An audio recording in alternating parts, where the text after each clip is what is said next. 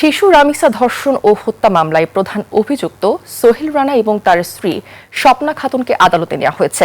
এদিকে আসামিদের সর্বোচ্চ শাস্তি ও ন্যায় বিচার চাইলেন মামলার বাদী রামিসার বাবা আব্দুল হান্নান মোল্লা। ঢাকা মহানগর শিশু সহিংসতা দমন ট্রাইব্যুনালের বিচারক মাসরুর সালিকিনের আদালতে প্রথম দিনের সাক্ষ্য গ্রহণের আগে এমন দাবি করেন তিনি। এছাড়াও এদিন সাক্ষ্য দেন ম্যাজিস্ট্রেট ডাক্তার, আলামত সংগ্রহকারী ও প্রতিবেশীরা। গতকাল এ মামলায় দুই আসামির বিরুদ্ধে ধর্ষণ, হত্যা ও মরদেহ লুকানোর মতো গুরুতর অভিযোগে রানা ও তার স্ত্রীর বিরুদ্ধে চার্জ গঠন করে বিচার শুরুর আদেশ দেন আদালত।